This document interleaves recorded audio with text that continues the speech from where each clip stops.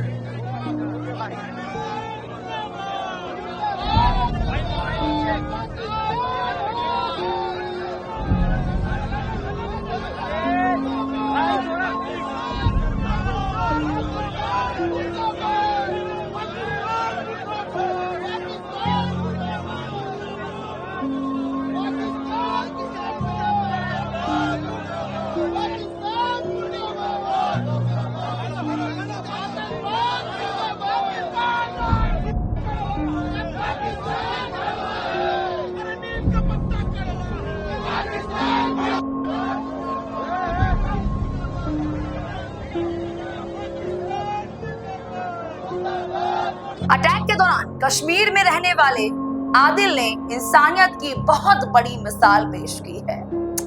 Attack वाले दिन आदिल भी टूरिस्ट को बैरन घाटी घुमा रहा था। इसी दौरान गोलियां चलने लगी और लोग अपनी जान बचाने के लिए इधर उधर भागने लगे।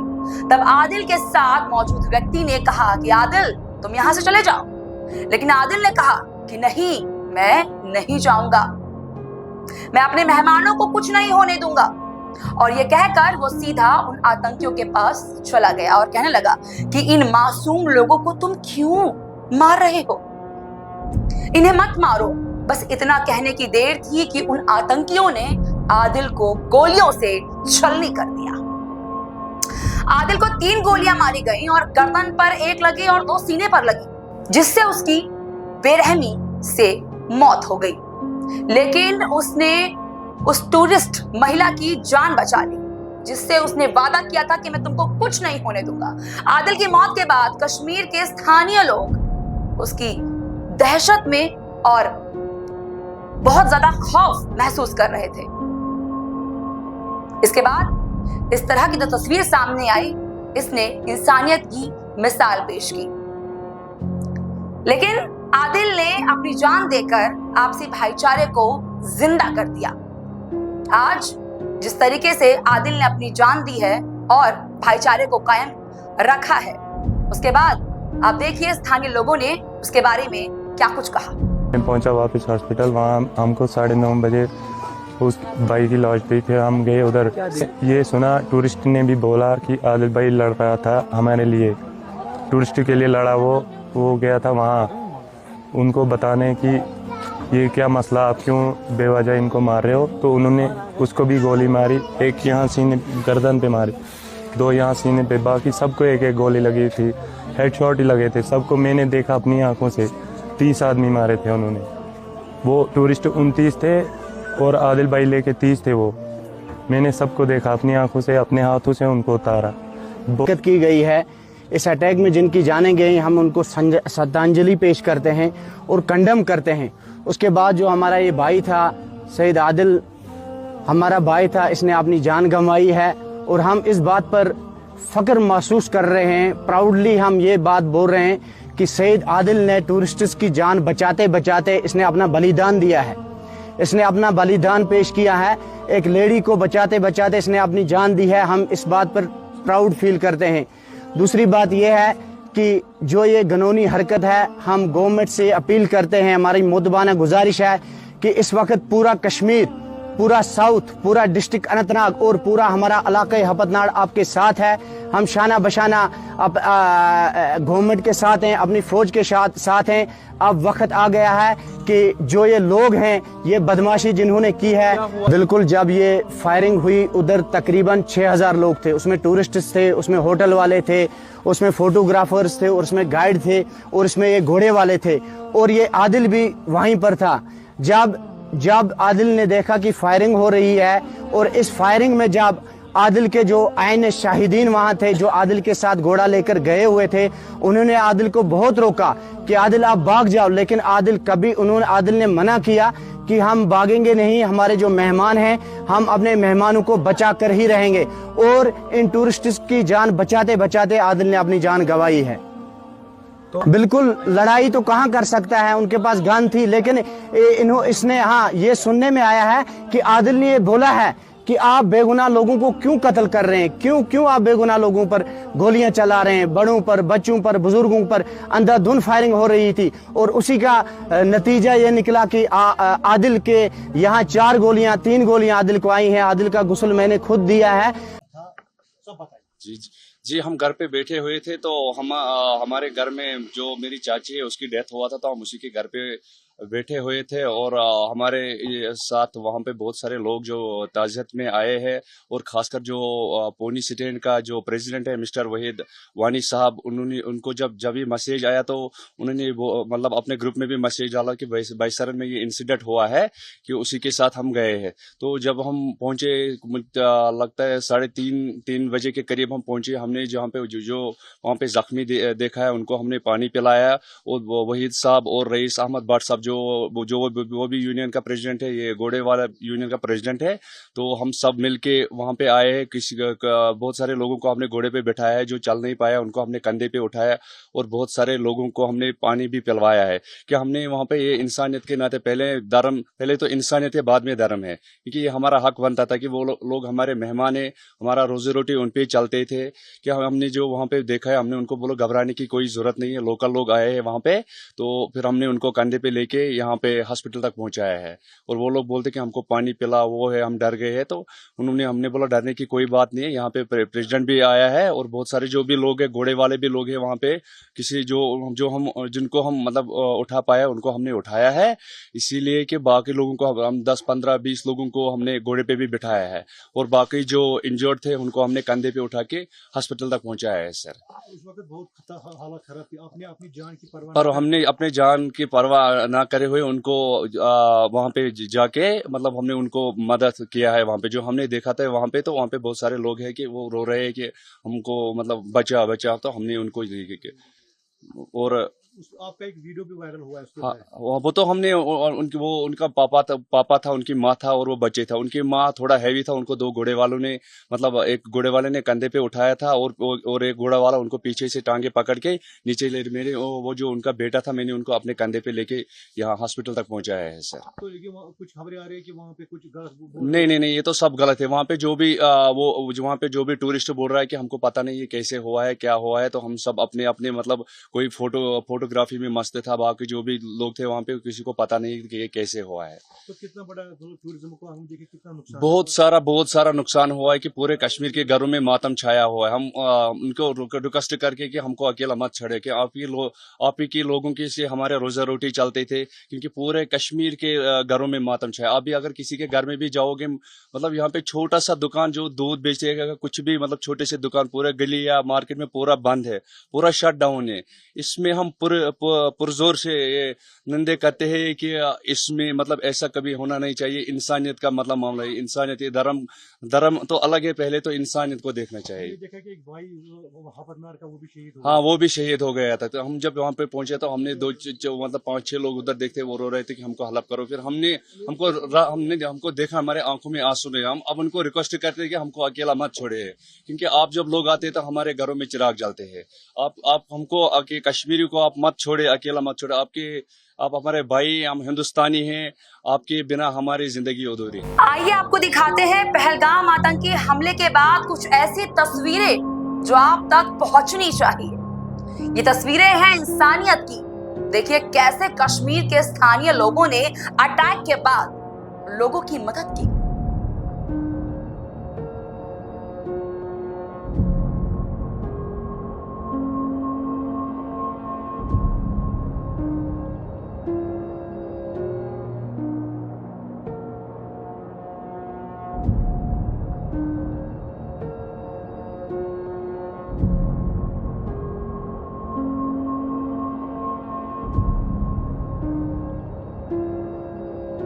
आतंकी हमले के दौरान देहरादून निवासी के.एस. चौहान पहलगाम में मौजूद थे, जो कि प्रदेश सरकार के सूचना एवं लोक संपर्क विभाग में संयुक्त निदेशक पद पर कार्यरत हैं।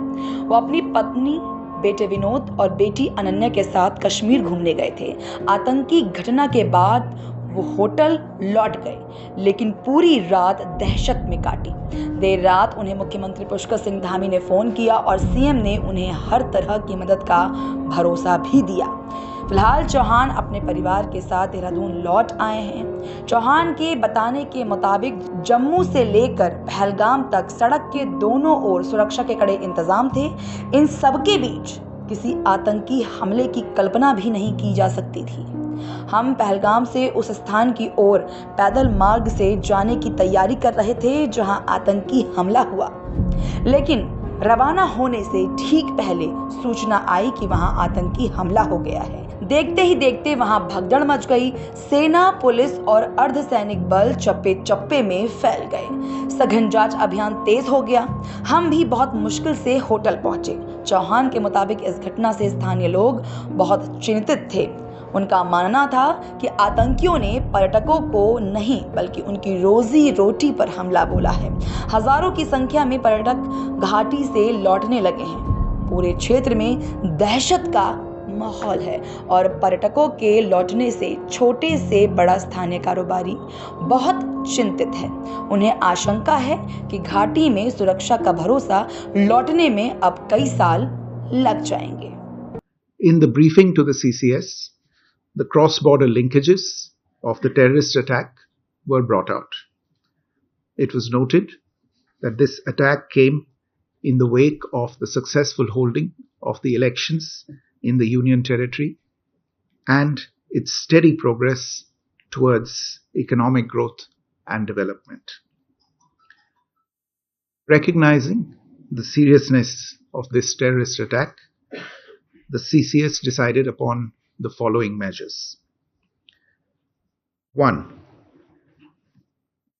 The Indus Waters Treaty of 1960 will be held in abeyance with immediate effect until Pakistan credibly and irrevocably abjures its support for cross-border terrorism. 2. The integrated checkpost Atari will be closed with immediate effect. Those who have crossed over with valid endorsements may return through that route before 1 May 2025. 3. Pakistani nationals will not be permitted to travel to India under the SAARC visa exemption scheme visas. Any SVAS visas issued in the past to Pakistani nationals are deemed cancelled. any Pakistani national currently in India under SPES visa has 48 hours to leave India. 4. The defense, military, naval and air advisors in the Pakistani High Commission in New Delhi are declared persona non grata. They have a week to leave India. India will be withdrawing its own defense, navy and air advisors from the Indian High Commission in Islamabad.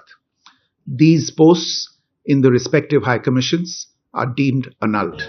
आपने देखा कि आदिल ने अपनी जान देकर इंसानियत को जिंदा रखा, इंसानियत और भाईचारे की मिसाल दी।